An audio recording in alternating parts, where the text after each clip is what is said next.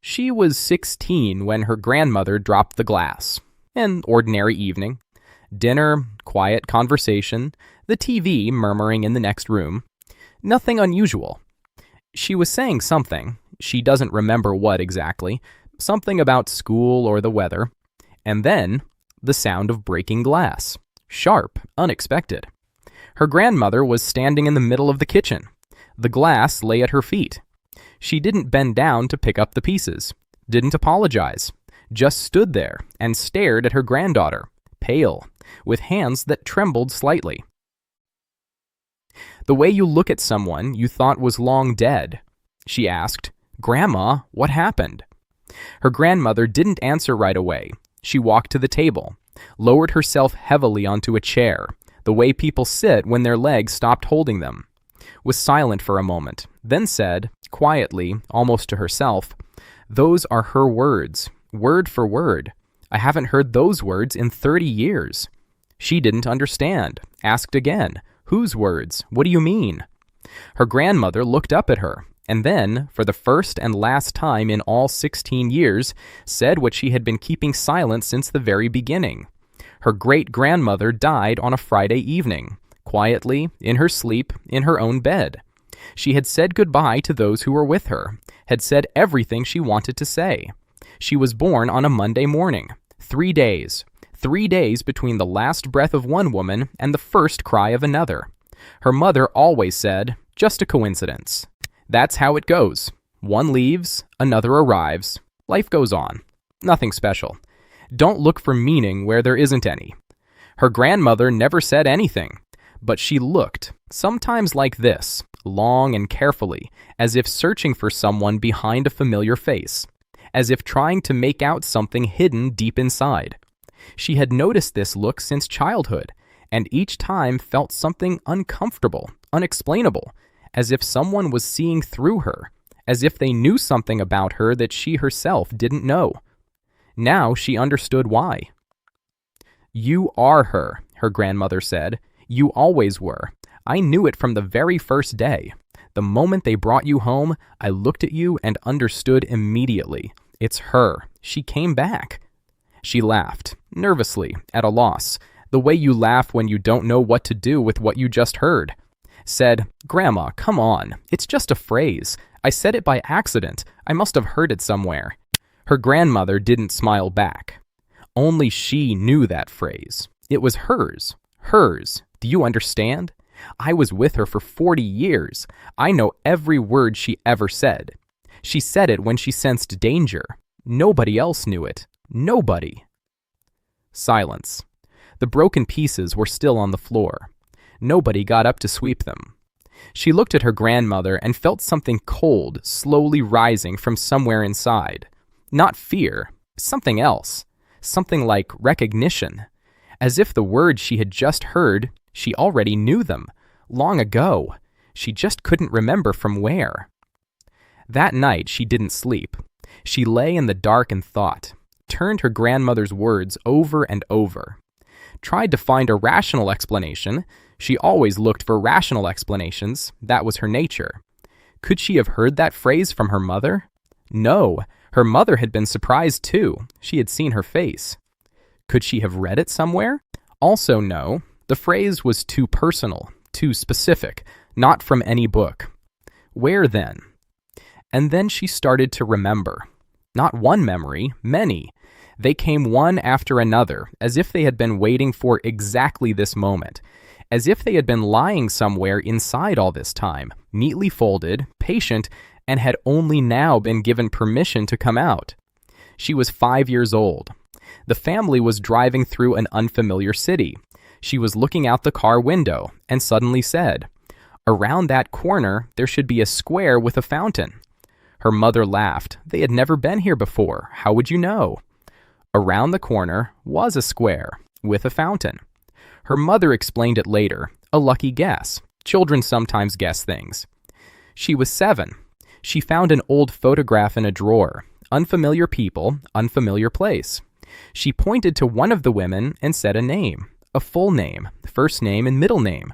Her mother went pale. It was her great-grandmother. The photograph had been lying at the bottom of the drawer for years. Nobody had shown it to her. Nobody had mentioned any names. She was 10. She was humming a melody at breakfast. Quiet, simple, no words. Her grandmother came into the kitchen, stopped in the doorway, and stood there for a long time without moving. Then asked hoarsely, "Where did you hear that?" She shrugged. Nowhere. It just came to her. Her grandmother left without saying another word. That evening, she happened to overhear her grandmother talking to her mother in the kitchen, very quietly, thinking she couldn't hear. That's her lullaby, the one she sang to her children. Nobody else knew it. Nobody. 3 cases, only 3, that she managed to remember that night. But how many more were there? How many times had she said something, known something, done something, and not noticed that it was strange? How many times had the adults exchanged glances behind her back?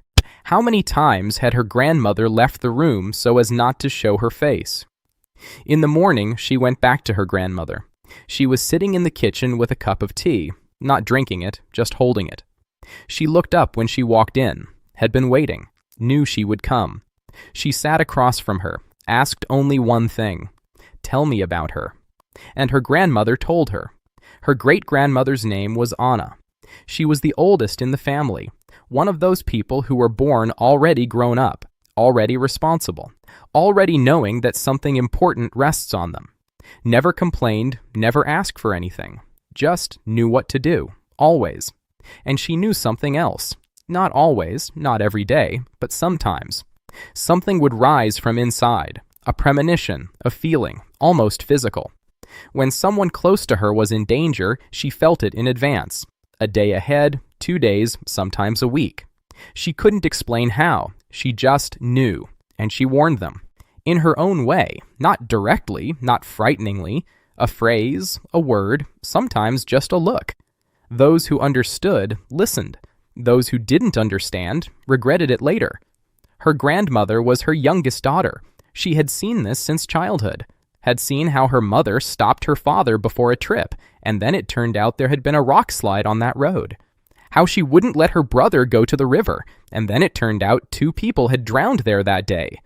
How she looked at a neighbor and shook her head, and a month later the neighbor fell ill. "I thought it was just intuition," her grandmother said. "Someone perceptive, observant, who notices what others don't. I thought that for a long time, until she died, and until you were born." She paused, took a sip of tea. "You were exactly the same. From the very first days, I looked at you and saw her. Not a resemblance, her. Do you understand the difference?" She nodded, though she wasn't sure she understood. "She didn't leave," her grandmother said quietly. "She didn't go anywhere. She just waited 3 days and came back." After that conversation with her grandmother, she was quiet for a long time. Not with anyone else, within herself. She walked around the house, stared out the window, drank tea she couldn't taste. Her grandmother's words turned over and over inside her and wouldn't let her rest. She didn't leave. She just waited 3 days and came back. Could she believe this? Could she take it seriously at all? Not as a sentimental legend, not as comfort from an old woman, but as fact? As a reality she had to somehow live with? She didn't know. But there were facts. Concrete, verifiable, explainable by no other means. The square with the fountain in a city she'd never visited, the name on the photograph, the lullaby that only her great-grandmother had known. And now, the phrase, that very phrase. That was enough to keep her from dismissing it, not enough to accept it fully. She lived in that space, between disbelief and the impossibility of not believing, for a long time. A very long time, until the first of 3 cases that changed everything. The first case. She was 24. She already lived on her own, a small apartment, a job, her own life. Her grandmother was still alive, but getting on in years, taking care of herself, rarely going out. They talked every week, sometimes she would visit. That day she showed up without any reason, without any warning. Something pulled her. Not a thought, a feeling. Dull, persistent, like a toothache. She put down what she was doing, got dressed, and drove over. Her grandmother opened the door, surprised, pleased. They sat in the kitchen, had tea, talked about nothing. Her grandmother told her about the neighbors, the garden, some show she'd been watching in the evenings. Everything was normal. Everything was fine. And then, in the middle of the conversation, with no connection to what they'd been talking about, she said, "Don't turn on the gas today." She said it and was surprised herself. Where did that come from? Why? Her grandmother used the gas stove every day, made soup, heated the kettle, everything as usual. Her grandmother looked at her for a long time, with that same look, the one she'd had since childhood. Then nodded, just nodded, and said nothing more. She left that evening, a little disoriented, a little embarrassed by her own words. Why had she said that? What a strange thing to say. That night, her mother called, voice agitated. "Do you know what happened at Grandma's building today?" It turned out that in that building, on that floor, in the apartment next door, a gas pipe had ruptured that evening. Not an explosion, a leak, but a serious one. All the residents were evacuated. There was gas smell in her grandmother's apartment too, if she had turned on the stove at that moment. Her mother talked for a long time about the gas workers, the neighbors, how it had all turned out okay. She listened and said nothing, then asked, "Is Grandma all right?" "She's fine." She says she knew not to turn on the gas, that she'd been warned. Her mother thought her grandmother meant some smell she'd noticed or just instinct. She knew what her grandmother actually meant. She hung up, sat for a long time in the dark of her apartment, thinking about one thing. That wasn't her speaking. She hadn't known about the gas. She hadn't sensed any danger. She had simply opened her mouth and said the words, as if someone else was speaking through her voice, as if someone knew and used her to pass the warning along. After that case, she started paying attention. Before, she hadn't, or she had but dismissed it, explained it away as coincidence, tiredness, chance. Now, she paid attention. She even started writing things down, in a small notebook she bought specifically for this. The date, what she said or did, where it came from, did she understand it or not, what happened afterward. The notebook filled slowly. This didn't happen often. Not every day, and not every week. Sometimes months would pass. Silence, ordinary life, nothing unusual. And then, again, a word, a phrase, an action she hadn't planned. And then, the understanding that it hadn't been random. She didn't tell anyone, not her mother, not her friends, not, later, her husband. How to explain it? How do you say, sometimes my great-grandmother, who died 3 days before I was born, speaks through me? It sounds like madness. She herself sometimes thought it was madness. But the notebook was real. The entries were real. And the cases in them, real too. The second case. She was 31, married, a daughter, an ordinary life. Her husband's brother, let's call him Victor. Cheerful, loud, the kind of person who's always at the center of any gathering. The families were close. They saw each other often. Victor came over one Sunday evening, excited, pleased, with a bottle of wine. Sat down at the table and started talking. He'd found something. Serious, promising, with a reliable partner. He was putting in all his savings. And in a year, maybe 2, life would be completely different. Everything thought through, everything checked, he'd already decided. Her husband listened with interest. She was pouring the tea and saying nothing. And then, again, that same feeling. Not a thought, not a premonition, something physical, like a blow to the ribs.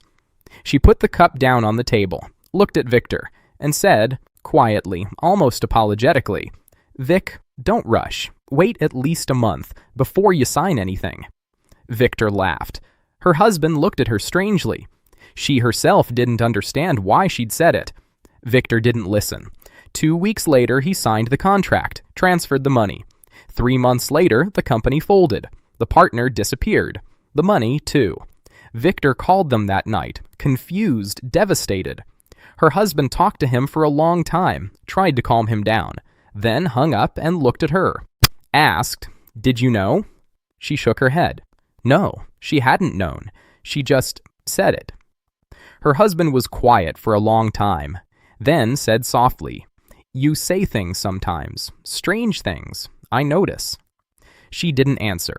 Got up, went to the kitchen, stood there alone in the dark. A new entry appeared in the notebook. Between these cases there was life, ordinary human life, with joys and losses, with weekdays and celebrations, with small arguments and reconciliations. Her daughter grew up. Her parents aged. Time passed. Her grandmother died when she was 37, quietly, in her sleep, just like her great-grandmother once had. She stood at the graveside and had a strange thought. What now? Her grandmother had been the only person who knew, who saw through her, who understood. Now she was alone with this knowledge. Or not alone, because that other presence inside her hadn't gone anywhere. She could feel it. Not always, not constantly, but sometimes, in quiet moments, she sensed something. A presence. Not foreign, familiar. As if someone was sitting beside her in the dark, saying nothing. And that silence wasn't empty. It was warm. Her mother became the only one who knew the whole truth. But her mother didn't want to talk about it. Never. Not once. As if she was afraid. Or as if she felt it was better left alone. Let her just live her life. She didn't push. She waited.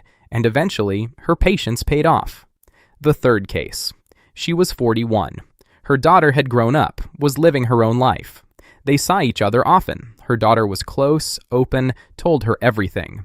One day, her daughter came over, happy, a little excited, sat down at the table, said, "Mom, I've met someone. It's serious. He's a good man. I want you to meet him." She listened. Her daughter talked about him, about their relationship, about plans. Everything sounded good. Everything sounded right. And then, again, stronger than before, much stronger, as if something inside had clenched and wouldn't let go, as if someone's hand had been placed on her shoulder, heavy, warning. She looked at her daughter and said a phrase, not her own phrase, someone else's, old, from another time, from another life, a phrase she had never spoken aloud before, but she knew it, had always known it, from somewhere inside. Her daughter went quiet, looked at her, confused, almost hurt. "Mom, what does that mean?" She didn't answer, didn't know how to explain, just said, "Wait a little. Don't rush. Take another look." Her daughter was hurt, left. They hadn't argued, but something hung in the air, something not good. A month later, her daughter called, her voice different, quiet, restrained. "Mom, you were right. I don't know how you felt that, but you were right." She didn't ask for details. She didn't need to. She hung up, opened the notebook, looked at the entries, page after page, year after year, and for the first time in her entire life thought, without fear, without doubt, calmly and clearly, "This isn't me. It's her. She's still here. She's still protecting her own. Her great-grandmother hadn't left. She was just waiting, inside. And sometimes, when it truly mattered, she spoke." Her mother was 72 when she finally talked. Not because she had decided to, because she couldn't stay silent anymore. Because she looked at her daughter, no longer young, already with gray in her hair, and understood. If she didn't say it now, she never would. And that wasn't fair. A person has the right to know who they really are. They were sitting in the kitchen, an ordinary Sunday, an ordinary lunch. Her daughter had come over as always, with something she'd baked, with news, with talk about work and about her granddaughter. Everything was ordinary. Her mother set the cups on the table, sat down, and said, "I need to tell you something. I should have done this earlier. I'm sorry I kept quiet for so long." She looked up. Something in her mother's voice, quiet, serious, final, told her immediately, "This is important. This isn't about everyday things." "I'm listening," she said, and her mother began. She remembered the day her daughter was born, remembered every minute, not as a memory, but as something alive, as if it were yesterday. The hospital, the long hours of waiting, the exhaustion. And then, when they brought the baby, the first thing she felt wasn't only joy.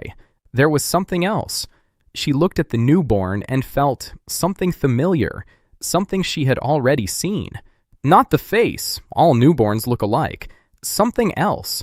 Something in the way the baby lay, the way she held her hands, the way she looked.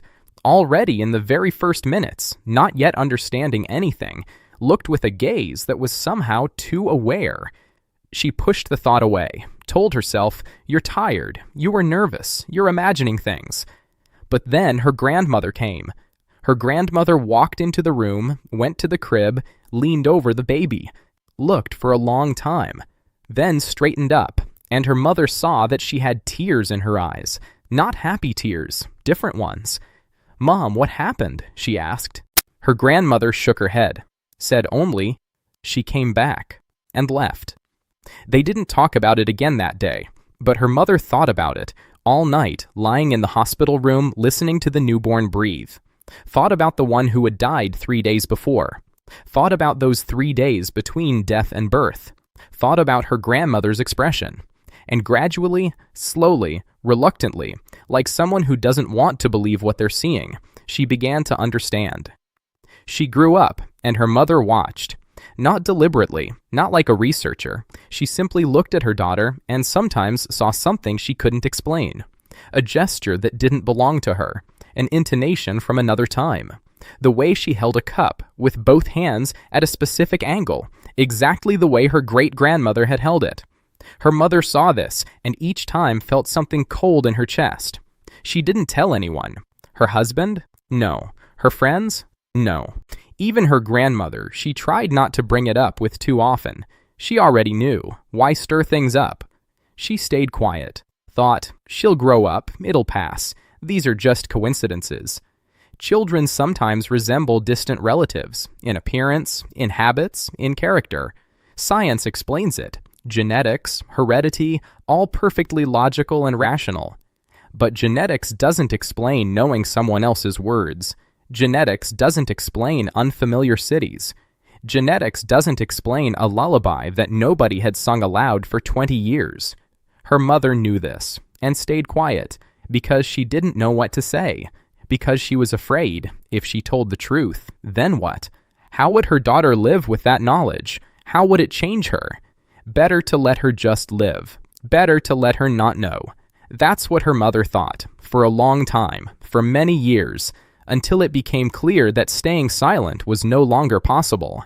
"Why now?" she asked. "Why are you telling me this right now?" Her mother was quiet for a moment, looked out the window.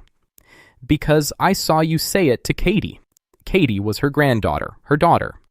"I was in the next room. I heard every word. You said her great-grandmother's phrase to her, that very phrase. I thought I would never hear those words again. And then you said them, exactly the same way, in the same voice." Silence. "I understood that you were already carrying this, consciously or not, but carrying it, and you needed to know what exactly you were carrying." She sat and listened, didn't interrupt. Inside there was a strange feeling. Not surprise, not fear, more like relief, as if something that had been pressing down for years had finally been given a name, had finally become real, not a suspicion, not a premonition, but a fact that could be spoken aloud. Her mother talked for a long time. She told her what she herself remembered, what she had heard from her grandmother, what her grandmother had heard from her great-grandmother. She told her about her great-grandmother's life, what kind of person she was, what she was capable of, how she lived. About how she sensed danger, about how she warned her loved ones, about how she was listened to, or not listened to, and what came of that. She listened, and recognized. Not with her mind, with something else, deeper. Every detail her mother named, something responded inside. Not like new information, like a memory, as if she already knew all of this, long ago. She had just forgotten, or had never forgotten, had just never let herself remember. "Were you afraid?" she asked her mother. "All this time, were you afraid?" Her mother thought about it, then said honestly, "Yes, sometimes. Not of you, for you. It's hard, carrying someone else's memory, someone else's knowledge. Living your own life, and at the same time, feeling that there's someone else inside you. I didn't know how you were managing with it, whether you were managing at all." She smiled, for the first time in the entire conversation. "I manage," she said. "I always thought I was just like that, strange, a little different from everyone else. Now I understand. It's not strangeness, it's her. She's part of me. She always was part of me." Her mother looked at her. There was something in her eyes, relief perhaps, or gratitude. "She chose well," her mother said quietly. "She always knew how to choose." After that conversation, she couldn't settle down for a long time, not because things were bad, quite the opposite. There was a strange inner peace, as if a puzzle she had been assembling her whole life had finally fallen into place, as if a picture she had only seen in fragments had suddenly revealed itself whole. She went home, took out the notebook, the very same one, with its worn corners covered in neat handwriting, read through it from the first page to the last. All the cases, all the moments, all the words she had spoken that weren't hers, or not only hers, and thought, how many times had her great-grandmother saved someone through her? How many times had she given a warning, and the person listened, and trouble passed them by? How many times had she spoken and gone unheard, and people paid the price? How many times would there still be? That she didn't know. Nobody knew. But she knew something else. Now she knew it for certain. This doesn't end with her. One day, several months after the conversation with her mother, she was watching her granddaughter. The little girl was playing on the floor, building something, concentrated and serious. An ordinary scene, an ordinary day. And then her granddaughter looked up, looked at her, and said a phrase, quietly, almost to herself, not understanding what she was saying. She went still. Those were her great-grandmother's words, the very ones, the ones she herself had spoken without knowing where they came from, the ones her grandmother had recognized 30 years ago and dropped the glass. She looked at her granddaughter and felt something shift inside her, something large, ancient, unstoppable, a circle. It wasn't ending, it was simply passing on. After that evening, she didn't sleep for several nights. Not from fear, from thoughts, from what wouldn't leave her alone. One simple and at the same time enormously heavy word. Why? Why exactly this way? Why 3 days? Why her? Why this continues, generation after generation, life after life, without end and without explanation? She was a practical person, used to looking for answers, used to believing that every phenomenon has a cause, you just have to find it. So she started looking. Not with neighbors, not with friends, in books, in archives, in things that could be checked and double-checked. And what she found changed everything. Not because it gave a definitive answer, but because it showed her she wasn't the first, and not the last, and not alone at all. She started walking home from her mother's that evening, on foot, even though she could have called a car, even though it was cold and dark. She walked and didn't notice the cold or the dark. She was thinking. Not about anything specific, just thinking.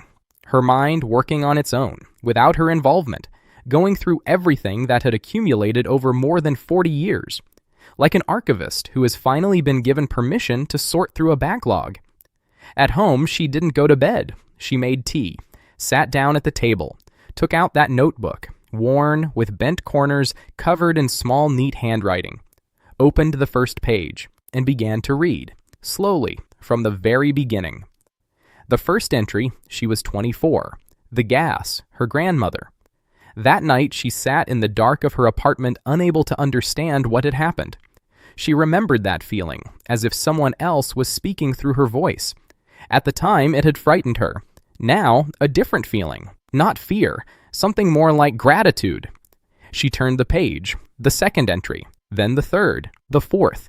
Cases that had seemed random now lined up into something clear and unbroken, as if someone, all this time, had been guiding her, quietly, without imposing, without taking away her free will, just sometimes giving her a hint, sometimes stopping her, sometimes speaking through her voice what needed to be said.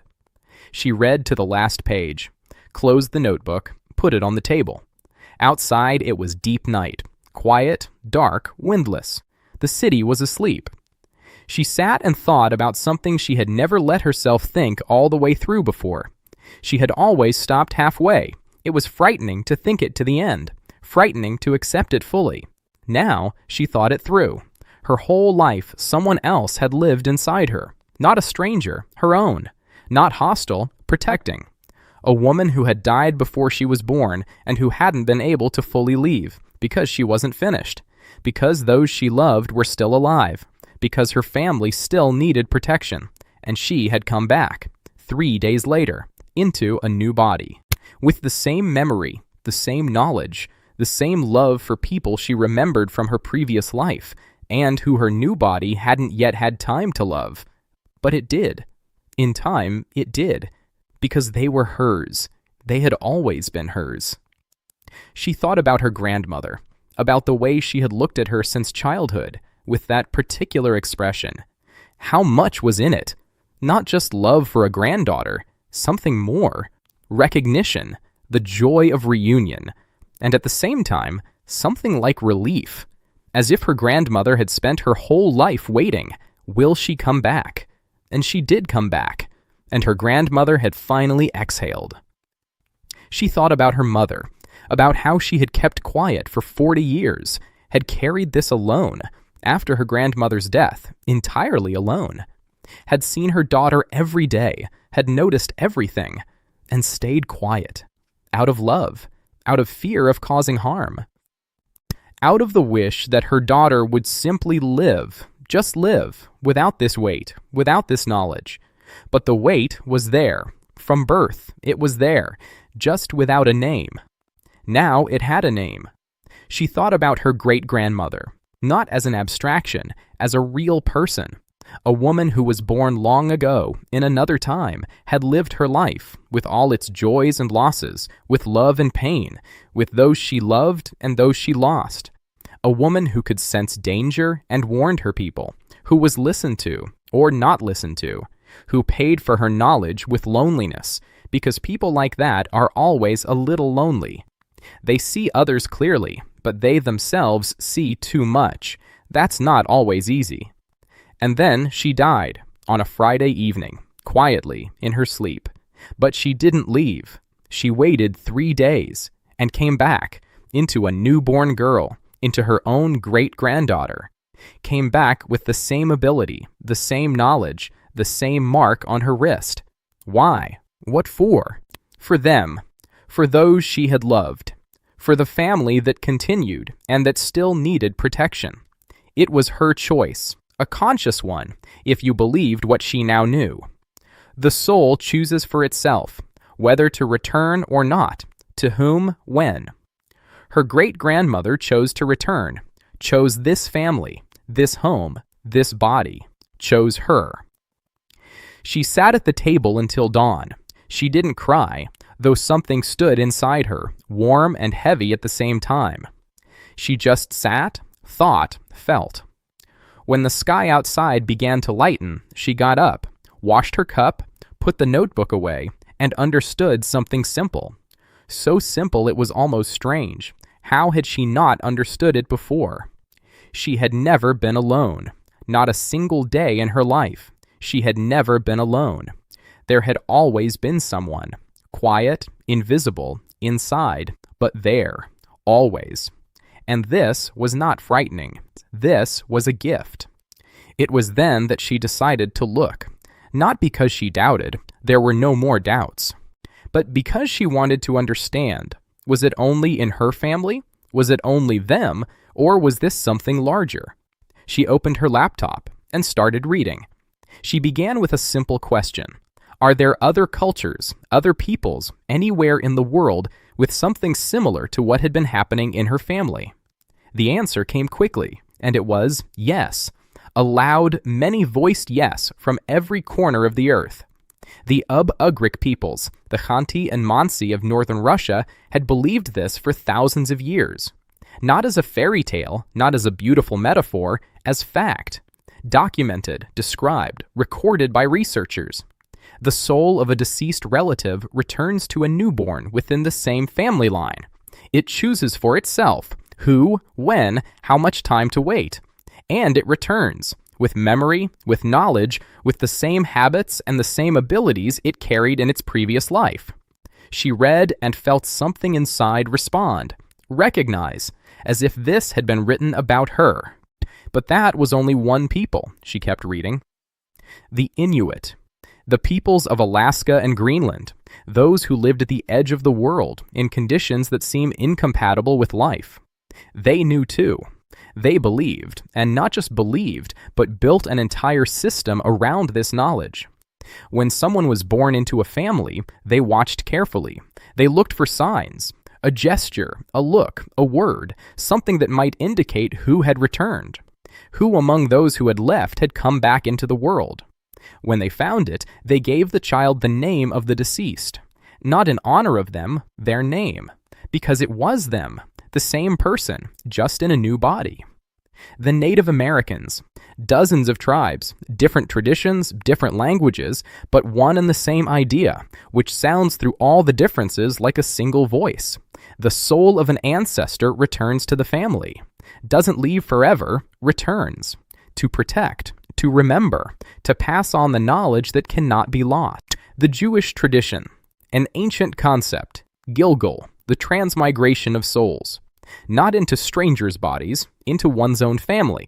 The soul returns to where it came from, to its own people, because the bond of blood is stronger than death, because some tasks don't end with one lifetime. She read and thought, how many peoples, how many cultures, how many thousands of years, and everywhere the same thing, in different words, in different images, with different rituals, but the essence is one. The soul doesn't disappear, it returns, to its own family, to its own blood. This isn't the superstition of one village. This isn't a family legend. This is something that humanity has always known, in every corner of the earth, independently of one another. Then she found something else, not beliefs, science. Professor Ian Stevenson, a psychiatrist, a scientist, a man who devoted 40 years of his life to one question. Is there evidence that the soul continues to exist after the body dies? He studied more than 3,000 cases all over the world, in India, Lebanon, Burma, the United States, Europe. People who spoke of past lives, people who knew things they couldn't have known, who named deceased individuals, described houses they had never visited, spoke languages nobody had taught them. But the most remarkable thing wasn't the words, it was the body. Stevenson compared birthmarks and physical characteristics in people with wounds and scars on the bodies of those deceased individuals they identified as their previous lives. And he found matches, specific, measurable, documented matches. A birthmark on the right shoulder and a bullet wound in the right shoulder of a deceased soldier. A birthmark on the wrist and a burn scar in the same place on a woman who had died 20 years earlier. Coincidence? Stevenson was a scientist. He didn't believe in coincidences. He believed in data. And the data told him, there is something here. Something science cannot yet explain, but cannot disprove either. She read this and thought about one thing, about what her grandmother had once told her, long ago in childhood, that her great-grandmother had a small mark on her left wrist, dark, irregular in shape. She had gotten it when she was young, had fallen, burned herself, and it had stayed forever. She looked at her own left wrist, a mark, dark, irregular in shape. She'd had it since birth. She had never thought about it before, just a mark. Lots of people have marks, nothing special. Now she looked at it with different eyes. And then she remembered her granddaughter, that evening when she had said her great-grandmother's phrase. She had frozen then, had felt something shift inside her. But she hadn't looked, hadn't paid attention to the details. She'd been too shaken by the words. The next day, her granddaughter came over again. She was playing on the floor, laughing, being herself, lively, loud, ordinary. She sat nearby and watched carefully, for the first time truly carefully, looking, without knowing exactly what for. And she found it. On her granddaughter's right wrist, a small dark mark, irregular in shape. She hadn't seen it before, or she had but hadn't noticed it. Plenty of people have marks. She took her granddaughter's hand, held it up to the light, looked for a long time, then took out her phone, found an old photograph, the one her mother had shown her years ago, her great-grandmother as a young woman, her right hand clearly visible. On the wrist, a mark, dark, irregular in shape. She looked for a long time, back and forth between the photograph and her granddaughter's wrist, again and again, back and forth, identical, not similar, identical, the same place, the same shape. Her granddaughter pulled her hand away, laughing, not understanding, ran back to her toys. She stayed sitting, phone in hand, the photograph on the screen, and felt not fear, not confusion, something else, quiet and enormous at the same time, like looking at the ocean and understanding that it doesn't end, that beyond the horizon there is more ocean, and beyond the next horizon more still. This doesn't end. Her great-grandmother lived, then left, then came back 3 days later in a new body, with the same memory, the same knowledge, the same mark on her wrist, lived again, and will leave again someday, and will come back again, because she is the keeper of the family, because as long as there are people to protect, she will keep returning, again and again, life after life, body after body, for as long as the family lives. She told me all of this over several conversations, calmly, without drama, without trying to convince me of anything. She simply told me. The way you speak about something that has long become part of you, something that stopped being frightening and became just life, your life, strange, unexplainable, but yours. At the end, I asked her, "Do you believe this? Truly, do you believe it?" She was quiet for a moment, then said, "I don't know what it means to believe in that sense. I know what I saw. I know what I felt. I know about the mark on the wrist, hers, mine, my granddaughter's. I know about the words I said without thinking. I know about the times when this saved people." A pause. "You can call it whatever you want. Genetic memory, the collective unconscious, coincidence. I'm not arguing about words. I just live with it. And I know one thing. She's here. She's always here. And as long as I'm alive, she will be here." She glanced toward the room where her granddaughter was playing, smiled, quietly, almost imperceptibly. And after that, there. That is this account. I don't know what to do with it. I don't know how to classify it, as testimony, as legend, as something in between. I'm not a scientist, and not a priest. I'm just a person who listened to another person, and now I can't pretend I didn't hear. Science doesn't give a definitive answer.